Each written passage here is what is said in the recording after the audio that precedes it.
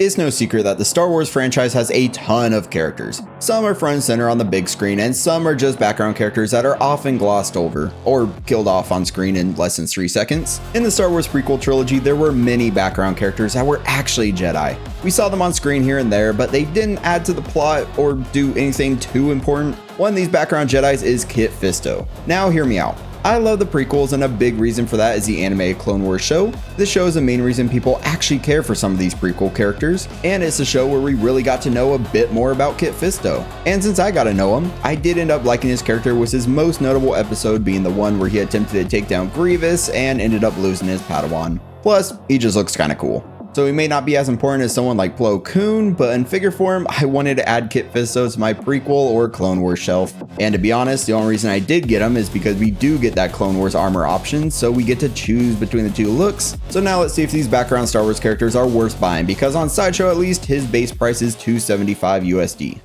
As you all know, all good unboxings start with a box, and this is another basic black Star Wars box. There's a nice image of the figure up front in his prequel look, since he's missing the Clone Wars armor. The wraparound banner is done in the prequel style with the orange in the background, along with Anakin and Obi-Wan starfighters. This is MMS 751.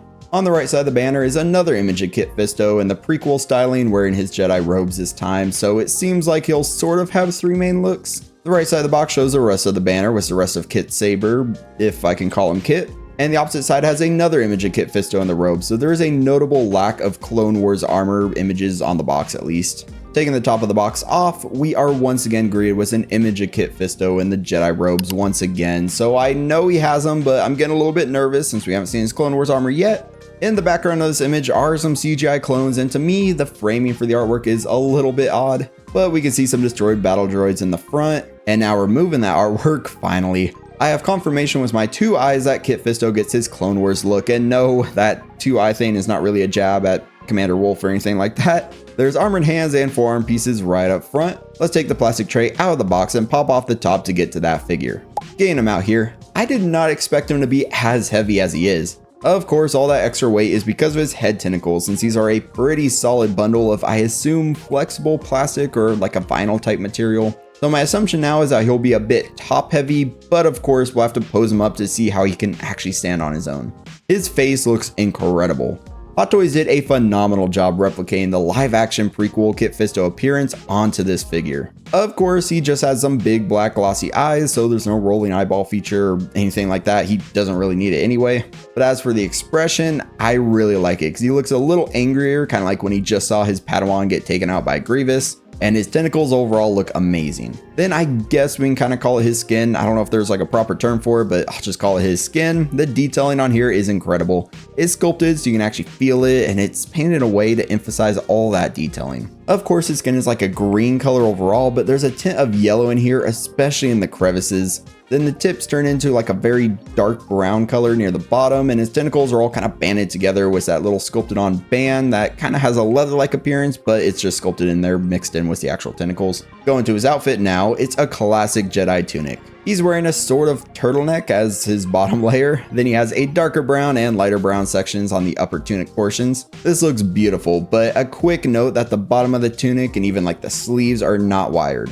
His belt unfortunately seems to be pleather, and it has a chrome belt buckle in the middle with some colorful cylinders over there on the right and a pouch over there on the right as well. He also has a little slotted piece where you can slot in his saber. His pants are done in a chocolate brown color, and his boots are also brown with some weathering on them. The weathering looks nice, but unfortunately the boots seem to be pleather, which is something Hot Toys needs to stop doing to increase the longevity of our figures. But overall, the outfit looks pretty great right now from what we saw in the prequels, but yes, I'm very excited to get his Clone Wars gear on him. Let's check out his prequel style hands first. Right out of the box, he has a pair of open palm style hands. He gets one lightsaber holding hand. Then he has this sort of pair, although the fingers are curled differently on both hands, slightly closed open palm style hands. These hands look amazing with that sculpted detailing in there and the wrinkling detail for the palms. Now let's check out the Clone Wars hands. He only gets what I assume Hot Toys considers the essential 3 hands. He has a lightsaber wielding hand, then a pair of open palm style hands. The detailing here on the fingers looks pretty good as well. Then the black glove section looks decent, but it's mostly just sculpted to follow the hand outline. But the standout here has to be the armor section. There's a symbol on here that I could not figure out the exact meaning of, so help me out in the comments if you know exactly what this is. then these are weathered and look pretty fantastic. But I will say, I wish we got more Clone Wars hands. So now we have to get out the forearm guards. These look awesome. There's weathering here that'll blend in well with the armor on the hands. His right guard even has some like sculpted button detailing on it, and of course I'll be displaying my Kit Fisto with these gauntlets, but now we have to get through the rest of the accessories first. One thing that's a nice inclusion that I don't see myself using is his Jedi robes.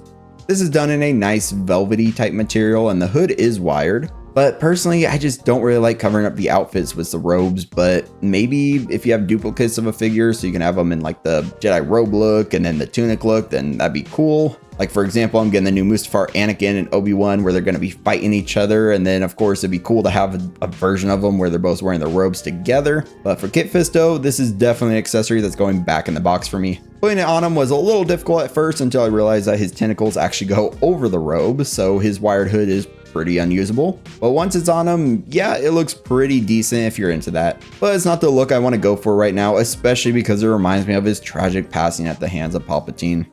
As expected, Kit Fisto gets his lightsaber. It's mostly chrome, but the sculpt work here looks pretty good. You can peg in a connector piece that you can use to just slot it into his belt. He actually gets some decent lightsaber blades as well. These are green and the saturation is pretty good in person. Of course, with the lighting and everything like that on camera, it doesn't look as good, but I kind of like them. There's both the standard and swooshing blades. We'll check out the light up effect with the junction box, but I just don't use the light up feature in my display. So yes, these do look pretty good, but I'm very happy the Hot Toys properly saturated the blades, so they'll still look pretty good in my display. It would have been super cool if Hot Toys threw in an extra hilt for the Clone Wars look when he was actually fighting Grievous, but then I guess they would have to make a left lightsaber wielding hand, and they already kind of skimped on not making two lightsaber holding hands.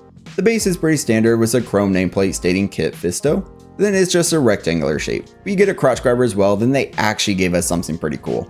We get a sticker for the Jedi Council room, and this looks awesome. It's glossy, and yeah, I had to permanently attach it to the base just to make it look a bit cooler. Sure, it won't make sense if he's fighting his Clone Wars gear, but man, I'm getting kind of bored of those standard rectangular Star Wars bases, so I needed to put it on there.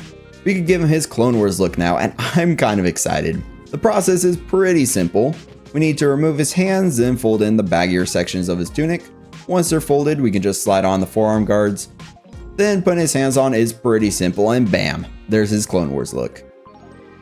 Let's take a look at his articulation now. With that Clone Wars armor still on, since I guess it would be the most restrictive option for him, but I don't really see it kind of getting in the way too much. Some callouts here in the instruction manual is that the head is not removable and has a very limited range. But his front two tentacles are articulatable, but the back ones are not, so don't try it.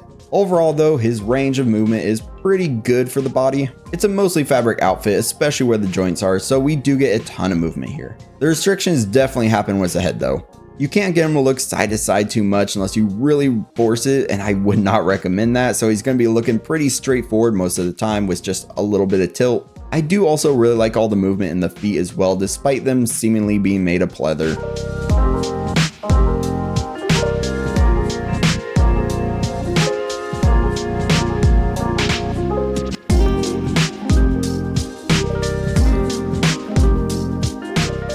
Let's do some comparisons now, starting with Kit Fisto's prequel look. Up first, we have him next to the Attack of the Clones Anakin, and man, they look so good together since they did fight in the arena together.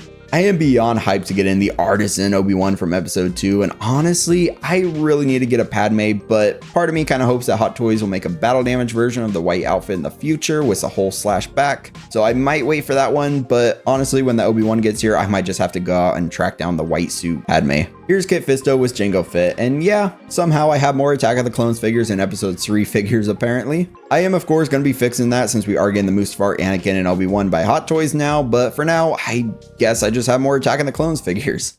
And since we checked out the live action Captain Rex recently, I had to get him back out here to stand next to Kit Fisto to, I guess, see how the prequel Kit Fisto looks next to a live action clone. But now we could check him out in the Clone Wars look next to some other Clone Wars figures, starting with my Clone Wars Anakin. Of course, in my collection at least, this Anakin will be upgraded in the future with the Ahsoka one, but for now, he still looks awesome. Here's that Clone Wars Obi-Wan, and man, this is one of my favorite figures. These two look so cool next to each other. They're both in that white Clone Wars armor, and yeah, I love these figures. Here's Season 7 Ahsoka, and she looks awesome next to Kit Fisto. I'm very excited to get in that Plo Koon as well because he's actually the one who recruited Ahsoka, and speaking of Plo Koon, we can wrap up the comparison section with Clone Commander Wolf, and man, you could probably tell that I'm a huge fan of the Clone Wars and the prequels. So overall, how good is this figure of a background character that's named Kit Fisto?